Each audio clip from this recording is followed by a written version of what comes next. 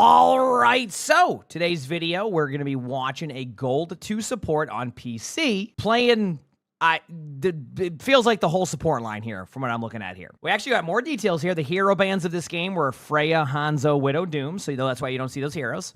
And the description says, this game was long and frustrating. I felt my tank pushed too far or wouldn't fall back when needed to. I tried switching heroes later in the match to see if I could be of better help to my team, but it just didn't do much. I understand that I didn't always make the right plays, diving or being aggressive when I shouldn't, or trying to extend the time it takes the other team to capture point. I haven't played too much ranked. I mostly stick to quick play and would love to reach higher ranks. I am open to any and all criticism as I hopefully make my climb through the ranks. So we'll find out. We'll see how it goes and go from there. Looks like you have a Junker Queen as your tank to start. I can respect that.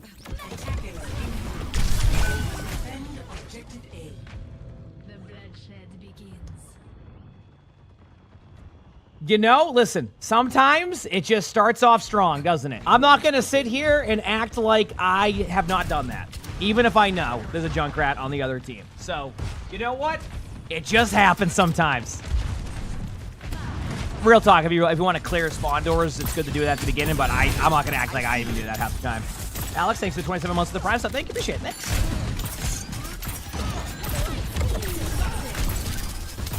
Here we go. Reaching around a grenade. There's the random sleep.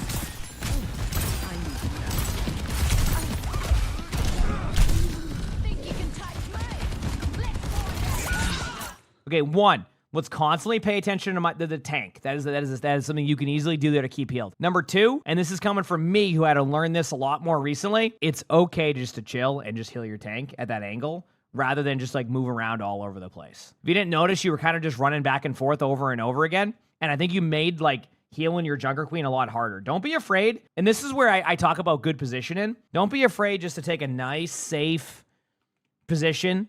Play an angle here if you need to. I know your queen's going back and forth like this, but like you can make that work if you just play it a little bit slower. I know you want to keep it at the pace, and like obviously people say you don't always scope in, etc. But like if you have decent position and you can play an angle, I know Junkrat's doing a little bit of spam. You're gonna have a lot of a much easier time there than just like moving around doing all this. Like it's okay just to settle. You know what I mean? So. Oh, I know somebody in the chat who watches One Piece based off of them saying good morning R-long. So, that auto-corrected. All right, here we go. Hey, buddy. You good kitty.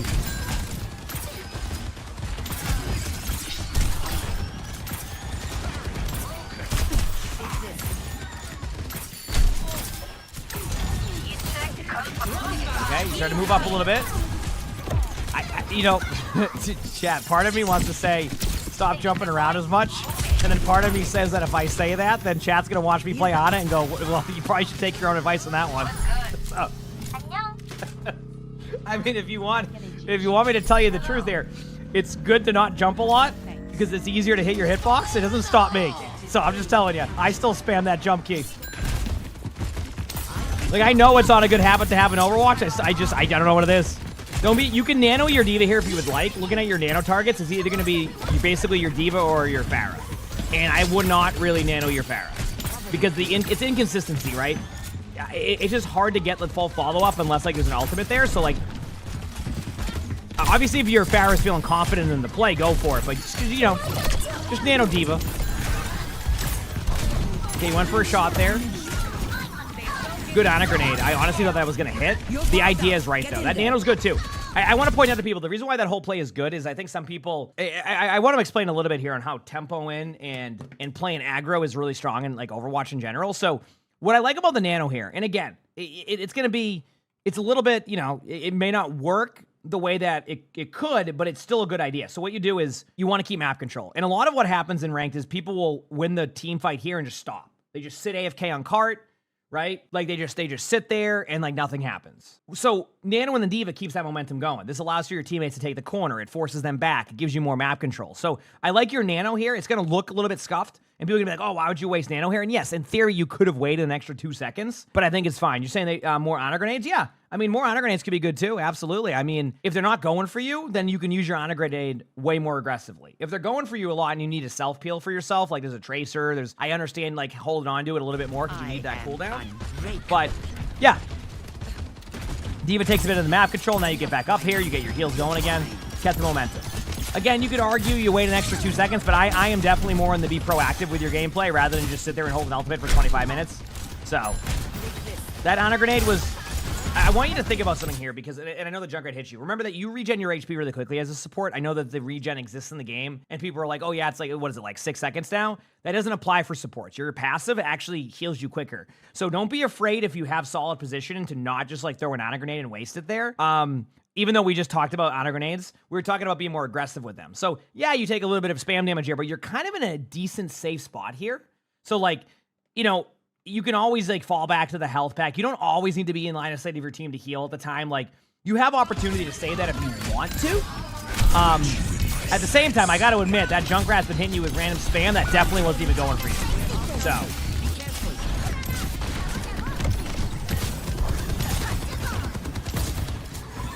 Yep.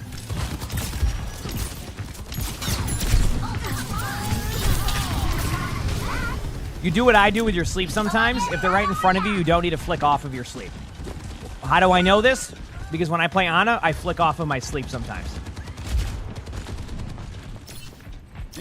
Sometimes the easiest sleeps are the hardest ones to hit.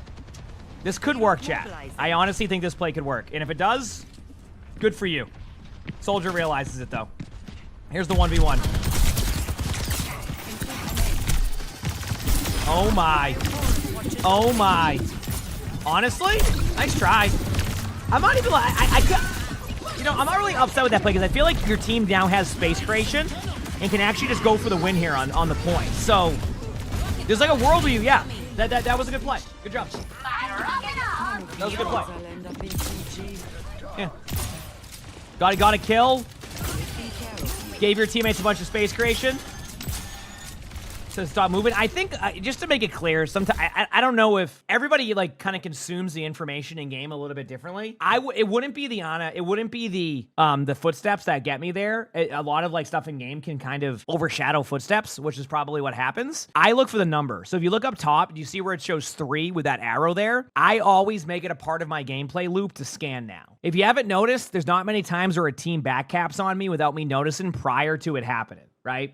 We had a game yesterday where somebody backcapped, and it was because like I had to be more aggressive and I couldn't be there. And I'm telling them like, there's someone on the cart. There's someone on the cart. I never once looked at the cart to know that. The number above, you see the 3 up top and like the little arrows?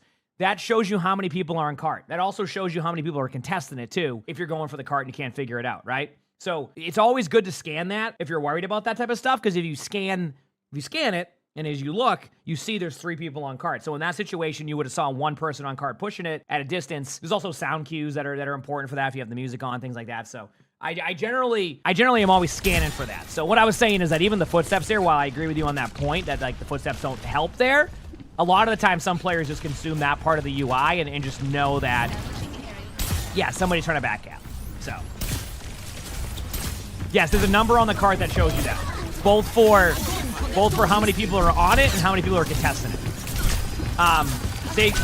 Like if I pause right there, do you see how it shows 1 and 1? Because there's no arrows up top, that means that it's currently contested. So there's 1 person on the red team and 1 person on the blue team on cart. Do you see that? So it's really about using the information that you have there, and like that's how you can prevent some of those plays from happening, right? If you scan that occasionally, it becomes a lot easier to recognize those plays are happening. Or it's easy to know if like, you know, the cart's not moving for a second, you just look up top there, you know somebody's on the cart. Things like that are super helpful information. So I'm actually surprised it took me this long in the Spectating series to even bring that up, because like it's something that I use a lot when I play.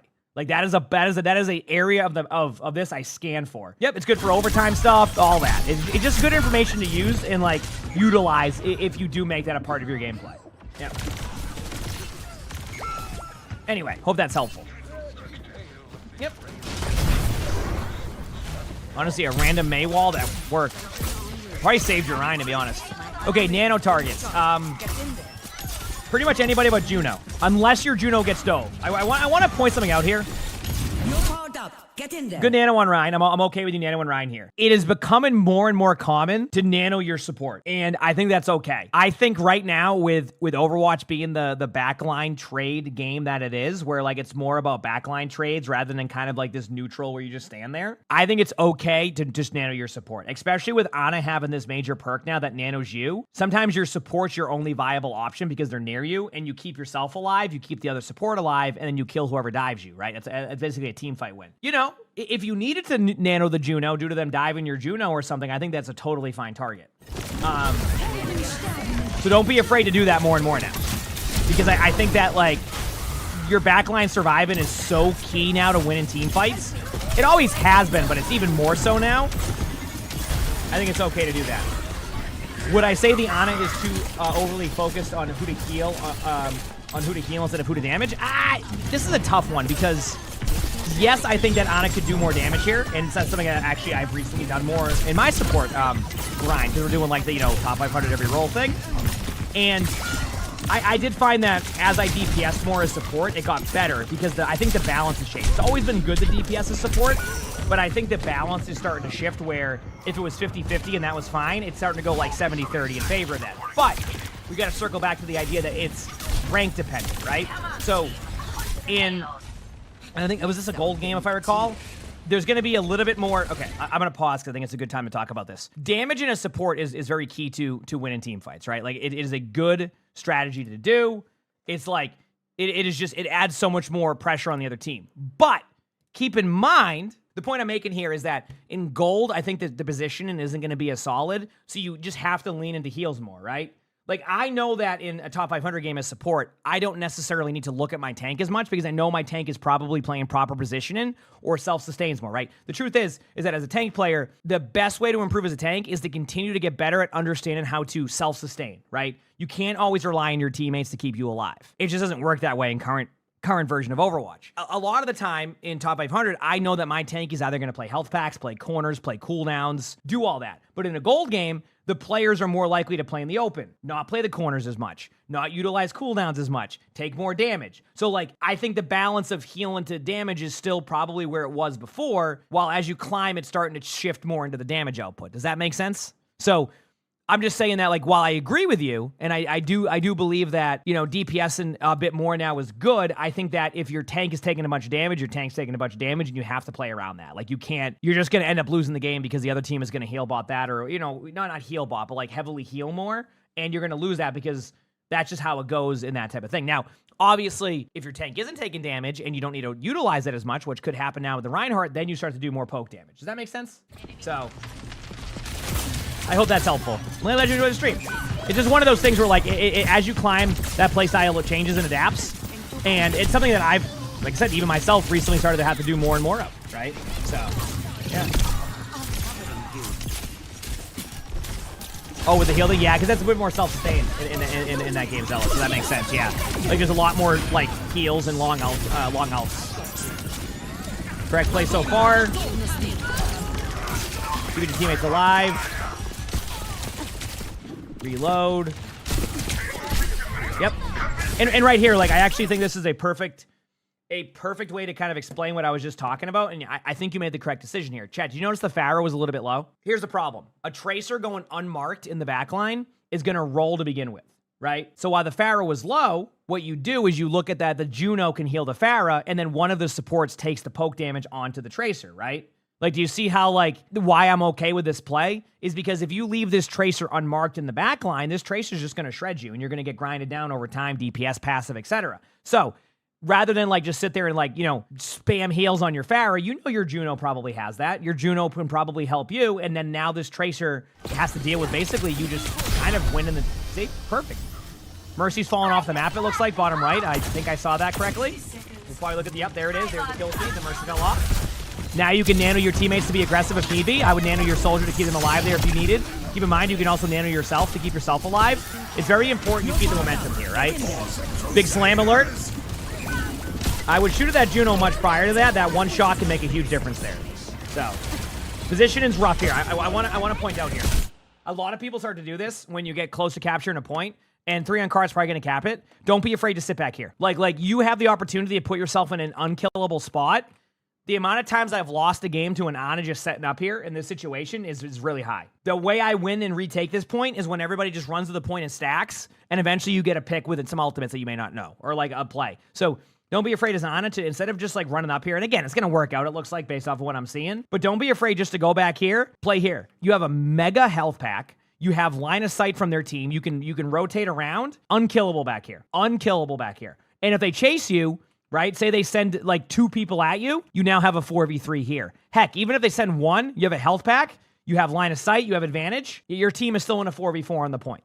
Again, I'm just showing you good, viable options later for third point, Blizzard World.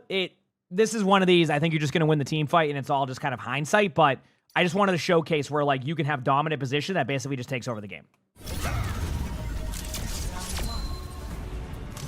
I already see a problem here. Why are you on the low ground as Zenyatta right here? Again, I'm not even worried if you go high ground here or not, but why are you, like, right here? There's no point to play here. Like, you should be set up in the back. You're playing so far up that there's no, like, there's going to be no, like, disengage point for you here as Zen. You're just going to fall over the moment they take map control. Yeah.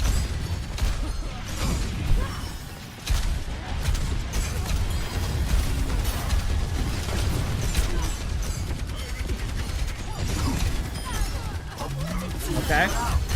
So far, your team's up here.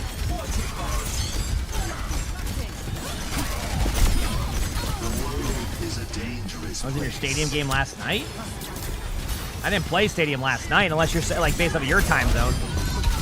I played yesterday for a couple games, but that was in the morning. Yeah. Not bad. I still think that you could be set up in a different spot than right here. I know that, listen, I know that in gold, like silver, etc. Like this is where teams hold. I'm already past that, like, okay, why hold here, etc. In top 500, you set it back here. That part doesn't matter here. Every rank plays differently. But I do think, for you specifically, would be back here somewhere. Or, like, a bit more sightline based, right? It's just a safer spot. Like, you could even play here. But point I'm making is that if you're all the way up here, you basically, it's like a one and done. They're going to get you. You just lose the team fight. That's it. So I'm just trying to set you up in better spots so you're not constantly playing right at the choke here. Ryan wants to play there, fine, but you don't need to.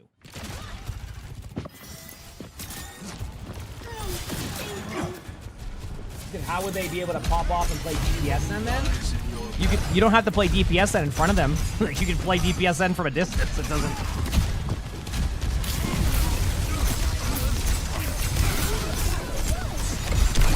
And there it is. You had no escape there.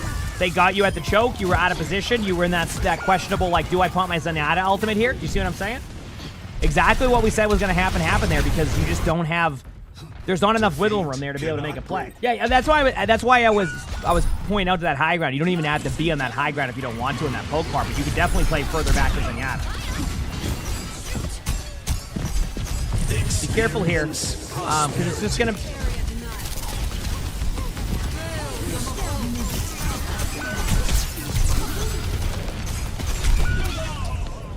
So, I get using your Zenyatta ultimate, but I don't, if it's a 2v5 and your team's nowhere there yet, you're not going to win that. You're just going to fall over. So, I feel like that was a bit ambitious. Again, this kind of goes back to proper positioning. Oh, you're saying like they play close to that? Yeah, but like at the same time, I think getting in the habit of being a little bit. I release your suffering. Playing as close to the Rhine. Good Discord, nice job. Orb on Pharah is fine.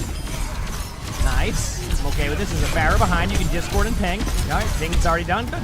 You've done everything you could there. Remember, your Discord, you can ping them when they're Discorded behind a wall.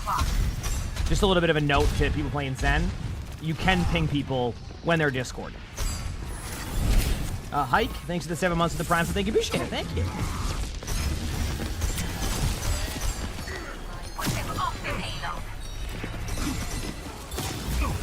Cool. All right, here we go. A little bit too close again. This is going to end up in the same spot where, like, hey, I got to get rid of that Tracer. Went for the back line. Where, like, if you're too close to me, you have really no escape here. They're just going to get you, and you're going to fall over.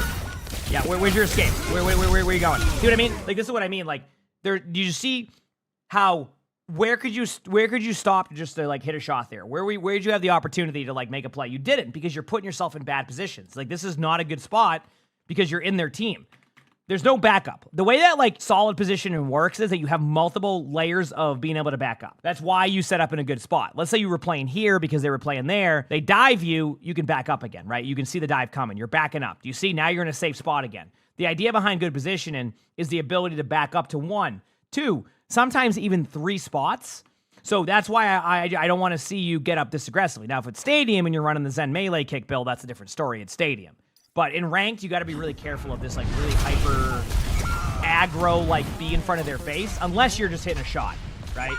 Over and over again. So I just want you to be wary of that and careful of that. All right, here we go. No, exactly. They need to waste their abilities to get to you, not be able to use their abilities because you're there. This is, again, you're just running out of spawn doors and you're just blasting. You know, you're Danny DeVito over here, right? You gotta like be methodical in your positioning, especially if you're gonna play Zen. You're not gonna be being like that close to them in unideal situations. It's just not gonna go well. All right, you were thinking of swapping, so you spent about 3 seconds on healing your team. Now you're one teammate in front of you that you're not even putting an orb on, falls over, but you could have been there a second sooner. Got to be decisive there, because that could have made a huge difference on keeping your Juno alive. Thankfully, your teammates survived this, but again, the little things can add up in Overwatch, so just be careful of that. Now let's set up in a spot that's not stacked on the cart in front of your team. Let's go to a spot that has distance, or you're a hard dive. Or take an isolated 1v1 against a Moira to force the Zen ultimate in a 1v5. Do you see why I keep stressing the importance of good positioning? I get why you had to pop Zen out there, but you shouldn't have had to. At no point should that have happened. Your positioning is what's causing that. Oh, the ultimate, I get. I mean, like, listen, this is what happened. The Zenyatta, imagine what happens if the Zenyatta doesn't pop ultimate there. There's no winning here. If the Zenyatta falls over there, they go, why didn't you pop Zen out? If the Zenyatta pops ultimate, they go, why'd you pop Zen out? There's no winning. But what you did here, the problem you did was where you set yourself up at that point. If you were just backed up, you never had that decision to make at all. If you just played it safe and went to a good spot, this decision never would even happen. So, like, that's what happens there, and that's why I keep telling you, like, set yourself up in much better spots than this. And then you go into a small hallway in front of them and do it again. Do you see the problem here? This is why I keep talking about it. I'm telling you. Like, you're falling over because of how you're playing, not because of your tank going behind a wall or because of this. Like, it's the way you're playing, right?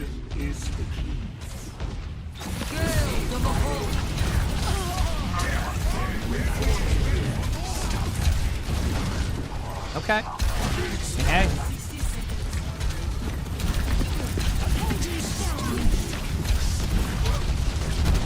You can heal your Rhine whenever you... Remember, Chad, how I talked earlier about how in gold, the balance of healing and damage is a little bit differently? You notice what happened there? The Rhine just stayed on the point, taking a bunch of poke damage. You refused to heal your Rhine because you went for the damage, then your Rhine falls over, and now you lose the team fight, probably. That's what I was talking about. That's what I'm talking about.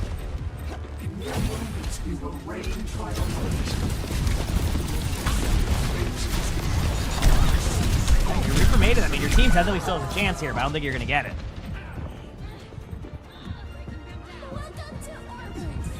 Yep. Now you reset and go again. All right, Brig time. Let's do this. Brig, good work. So, chat, let's talk about Brig. What Brig is really good at. Okay, this is going to be a good tip here. I think that throughout the years, people have heard the reaction to Brig, right? You've probably heard someone go, "Oh, Brig's so overpowered. This is going to break the game, etc. Brig's this and that." Brig is a solid support that I think is not as strong as said. What Brig is good at, keeping your other support alive, proc and inspire. That is what Brig is good at. You are an off-tank support. You do very well. What Brig is not good at is being a tank in the front line and just pretending you're a tank. That's not what Brig is good at. Brig is good at playing in the back line, keeping the team alive, getting aggressive, right? Good example. Sigma Brig. If a Sigma has a Brig with you, it can be really good as Sigma because you can keep yourself alive and you can help peel, right? So Brig is really good. Yeah, I agree. I think Brig is in a lot of good comps. I think where people play Brig incorrectly is that people go in there and have heard, oh, Brig's a tank. This isn't release Brig, okay? We're not talking about release Brig anymore. This is far from that. The best way to play Brig, play with your other support, keep them alive, save armor packs for generally for your support. Use you proc your Inspire by doing damage to them if you can. Remember your flail, any of your abilities procs Inspire, and then you're good, right? Yes, what makes Brig Ana so good is because the Ana becomes unkillable because of the Brig, not because the Brig runs in the front line and tanks, etc., right? Anyway, there you go. Yep, yeah, playing cores, remember that too, exactly. That was, I think your team just kind of got staggered there. So I'm not going to do that. Yeah, you like to play Brig with BAP? I think Brig you can play Brig with any support. Literally any support.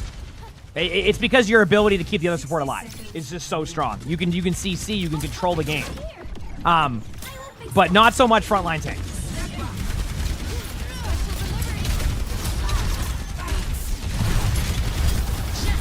Doesn't mean you can't be aggressive as Brig. I wish I could explain it better or show examples. Like this is Brig will probably have you fall over. Like you're in the front line, you're the only one there. Like you're flanking their team, and now you're.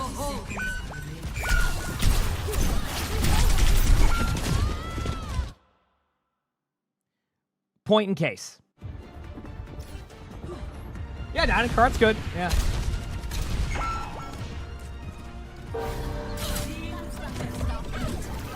That was the.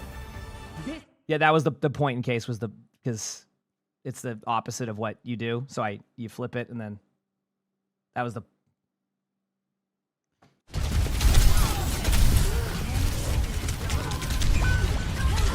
Yeah, you like that? Again, being aggressive. Yeah, it's better when you have to explain it, you know? That's when you know you've really had a hit right there, when you have to explain it, so. Activating Tiger Strike sequence.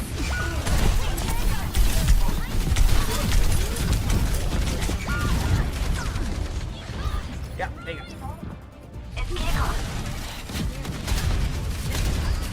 Are they running the cart one by one? Sure are. It's overtime, right? Everybody knows that once you get to overtime, you forget how to play the game. You go from you would never run to the cart 1v5 to everybody runs to the cart 1v5 trying to win 1v5 in overtime. Pop your ultimate, by the way. Your ultimate can get you back there quicker and maybe save your teammate on a good bash. And there you go. Yep. And you fall over, and then now there's a bunch of time on the clock.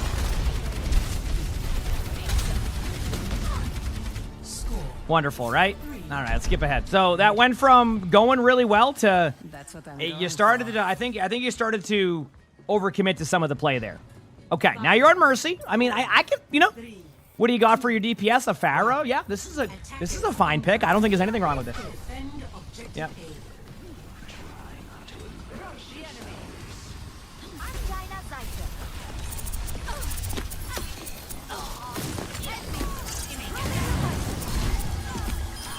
It's not bad. Thanks for the assist. Damage boost. Get them away from the objective. Boosting their damage. Yep. And this is much better now. Now, it's very interesting here. I want to show something here in a second. But I'm going to give it some time. Don't stay here. Just look for your Pharaoh. Use your Pharaoh as your escape.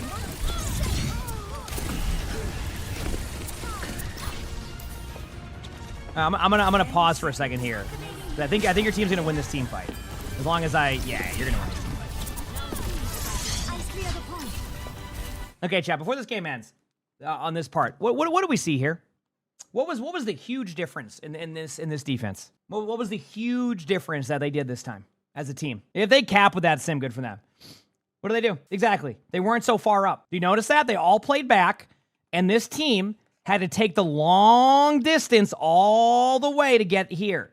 This is why we always talk about this choke and why it has its problems. Like, yes, I know that you can full hold here in ranks, but you only have one team fight. If you lose here, that's it. You just lose the point.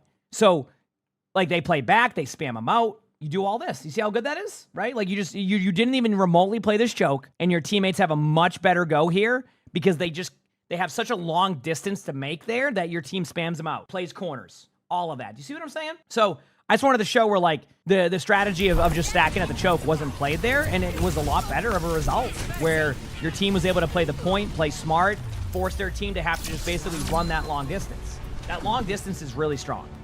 So good job there. Let's see if you can have a good attack and get this victory. Basically, if you play further back on, like, let's say Blizzard World and you get picked off, you still have a chance to win the team fight, but if your teammates get picked off at the choke and the other team doesn't just run in without looking at, like, what's going on, you don't really have that same capability. So, all right, playing up in the air, staying alive here. You have a Pharah, so damage boosting Pharah will be effective here. Your Juno can take care of a little bit of heals on Zarya if need be. Other team's playing the choke, which now you look, and this is actually a really good play. What's happening here is your Sombra has now pulled them back, and this is why it becomes really effective too. Pulling them back is now going to force 2. Maybe Bastion, I'm not used to the new Bastion hitbox. Maybe Bastion falls back, but look what happens. You've now isolated them there with your Sombra doing that. So this could, could be good results. We'll see. Depends. I think your Sombra still may go down there, which would be the problem, but your team now has choke control. You're almost through the choke. So gives your teammates more opportunity. Now you can play the cover, play the live, and then just reset now. Yeah, your team didn't take advantage of the Sombra pulling 2 back. Good heals on your Pharah. Decent movement to stay alive here. I love how, like, because of the DPS passive, you can't catch up on heals there, but hey, you know what? It's what it is.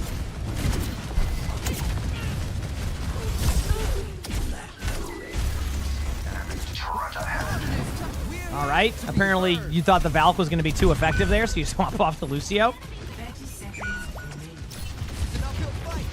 Are you setting up the touch point with that much time?